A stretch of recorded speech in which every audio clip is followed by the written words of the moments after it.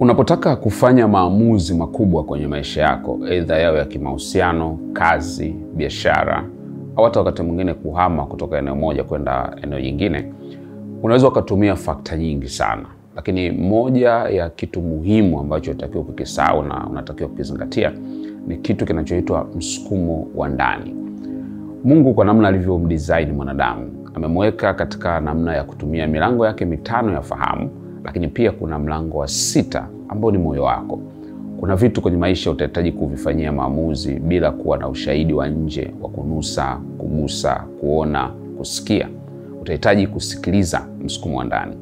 Watu wengi sana ambao wamedharau kutumia msukumo wao wa ndani, aidha wamejikuta wakiingia katika matatizo makubwa zaidi, na ukiwauliza wanakuambia kuna kitu nilisikia ndani yangu, kuna sauti nilisikia ndani yangu, au kuna ugumu niliopata lakini nikaupuuzia. Lakini sio tu kwenye negative, hata kwenye positive. Kuna watu ambao wanasema kama ningesikiliza ile sauti yangu ya ndani, basi saa leo ningekuwa mbali au ningechukua ile fursa. So kuna maeneo kama 4 ambayo sauti yako ya ndani lazima uisikilize, ni ya muhimu na ni ya nguvu sana. Eneo la kwanza ni pale unapotaka kuanza kitu. Kwanza kitu inawezekana ikawa ni kuchukua fursa fulani, kwanza kitu inawezekana ikawa ni kufanya biashara, ikawa ni kuanzisha mahusiano, ikawa ni kufanya kitu chochote kile. Ni muhimu sana kujisikiliza, kwa sababu wakati mwingine unaweza ukatumia ishara zote za nje na zikaonekana ziko sawa, lakini ndani yako pengine kuna goma, ndani yako kunaonekana huko sawa. Wakati mwingine inawezekana sio kwamba hilo jambo ni baya kwa mara zote au kwa wakati wote, inawezekana kwa wakati huo, timing ya wakati huo bado haijafika.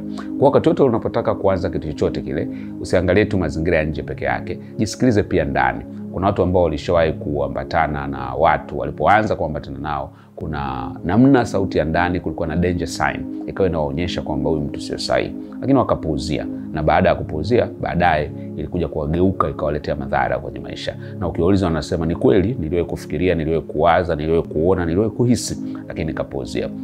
Lakini eneo lingine ni kuacha kitu. Kuacha kitu.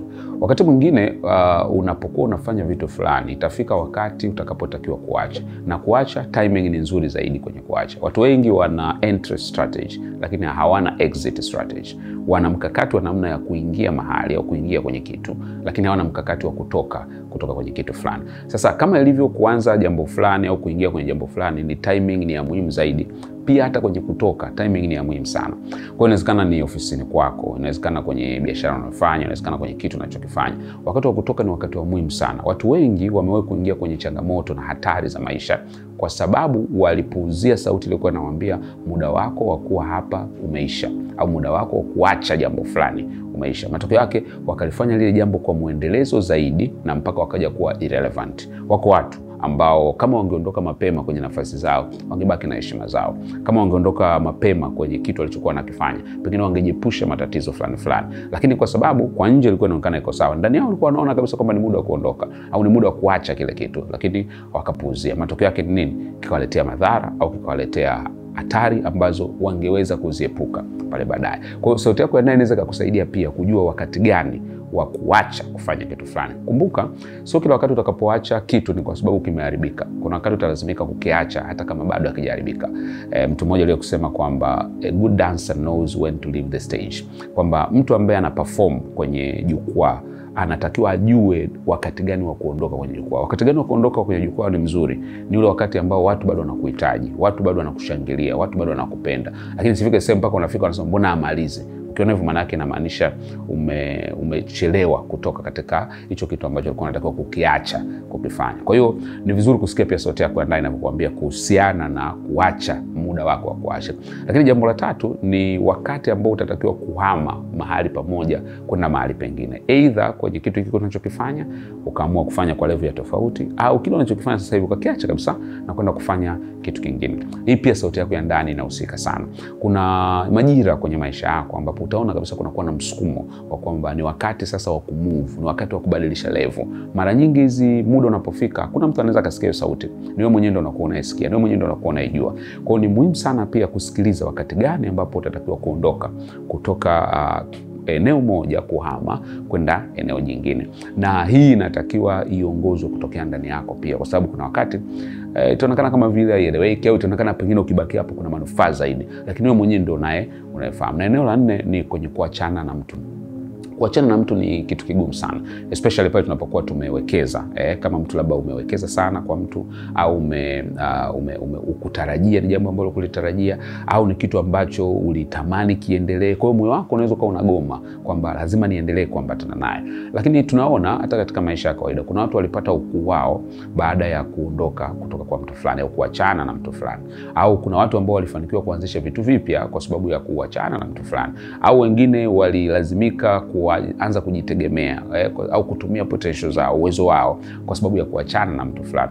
Sasa na hii sizungumzii tu kwenye setting ya watu pengine walioko kwenye ndoa, nazungumzia kwenye maisha ya kawaida pia, kwamba kuna watu ambao utafika sehemu pengine kwa level ambao ulikuwa unatakiwa ufike au level uliopo itabidi tu wakae pembeni. Sasa unachotakiwa kusikiza pale zaidi ni sauti yako ya ndani, kwa sababu hakuna mtu anaweza kukuambia zaidi kuliko moyo wako, na hakuna kitu kibaya kwenye maisha kuliko kusaliti moyo wako kwa kutumia mdomo wako. Kwa hiyo wewe ndio unajua kwamba huu ni wakati ambao umefika, natakiwa nifanye haya maamuzi. Sasa unapofika kwenye hizo nyakati, katika mambo manne, kuna vitu ambavyo lazima uvizingatie, uvikubali na uvielewe. Cha kwanza, kuna wakati utalazimika kutii sauti yako ya ndani hata kama kwa nje mazingira hayafanani.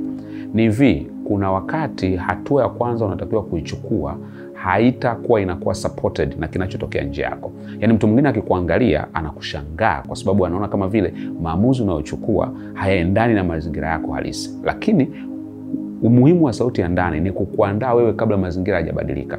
Kuna vitu vingi, yani kama vile ukitoka nyumbani ukiona dalili za mvua kwa mbali, au kama wewe umeangalia utabiri wa hali ya hewa, unaweza kutoka ndani ukiwa na mwamvuli. Unaweza kutoka ndani ukiwa na mwamvuli wakati jua bado linawaka.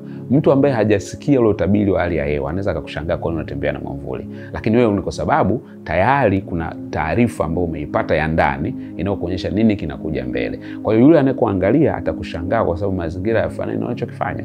Kwa hiyo wewe pia ni hivyo, unaweza kaamua kutoka mahali, kuacha kufanya kitu au kuanza kufanya kitu, au kuachana na mtu au kuanza kuwa na mtu, na mtu mwingine anaweza asikuelewe kwa sababu mazingira ya nje hayaonyeshi uhalisia wa kitu cha ndani. Kumbuka jambo hili, kuna vitu vingi ambavyo watu hawavijui lakini wewe unavijua. Vingi ambavyo watu hawavihisi lakini wewe unavihisi. Kwa hiyo ni vizuri pia kutoruhusu mazingira ya kuamulie hata kama hayafanani na unachotaka kuamua. Kama wewe ndani yako unajua kabisa kwamba hiki ndio kitu cha kwanza ukifanya, anza ukifanya. Hii ni muhimu kwa sababu kuna wakati hatua yako ya kwanza ya kufanya jambo ndio ambayo itabadilisha mazingira. Yaani mazingira hayatabadilika mpaka wewe umeanza kufanya. Badala ya kusubiri mazingira yabadilike na wewe ndio uanze kufanya. Kuna watu wamekosa fursa, kuna watu wamekosa connection na watu kwa sababu tu walichelewa kufanya maamuzi kwa wakati. Kwa hiyo usisubiri mambo yabadilike ndio uchukue hatua, chukua wakati mwingine mambo ndio yatakuja kubadilika baadaye.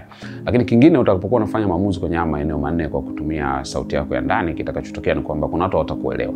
Hawatakuelewa kwa sababu wanahisi pengine pale ulipo ni bora zaidi kuliko unapotaka kwenda, au wataona kama umeshafika. Usisahau jambo hili kwamba hatua yako ya katikati katika maisha inawezekana ikawa ni ndoto ya mwingine. Kwa wakati wewe unataka kwenda mbele zaidi, anakushangaa kwa sababu yeye anatamani kuwa hapo ulipo na ndio kilele cha ndoto yake. Kwa kuna watu hawatakuelewa. Kuna watu wanaona kama ulipo umeshabarikiwa zaidi. Kuna watu wanaona ulipo ndio umefika kilele cha maisha yako. Wanashangaa unataka nini. Wanaweza kukuona wakati mwingine una tamaa, au wanaweza kukuona mwingine wakati pengine labda unaacha vitu vizuri, lakini wewe ndio ambao unajua kwa nini unafanya hiyo kitu, kwa sababu ndani yako ndicho ambacho unakisikia.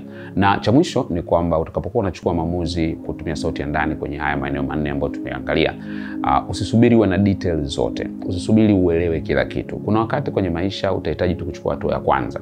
Vingine utakuja kuvielewa baadaye. Kama wanadamu tuna umbali tunaweza kuelewa. Yani we have limit in our understanding.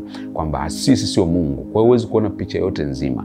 Ni kama vile ambavyo unasema naendesha gari kutokea Dar es Salaam kwenda Mtwara.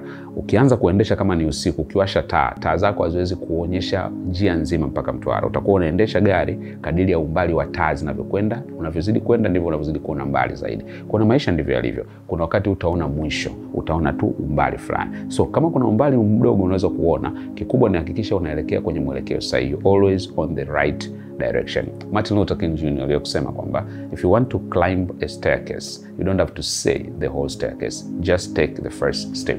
Unapotaka kupanda ngazi, na zikawa ngazi kwa 20, hauhitaji kujua zimeishia wapi. Kama unajua ni mwelekeo sahihi, anza kuchukua hatua ya kwanza. Usipuuzie sauti ya ndani na msukumo wa ndani, kwa sababu watu wengi waliopuuzia wamejuta, wameumia na kusikitika. Wewe katika maisha yako vipi? Umeshawahi kuisikia sauti pengine ukaipuuzia ikakuletea madhara, au ukaitumia ikakuletea faida? Ningependa kusikia kutoka kwako. See you at the top.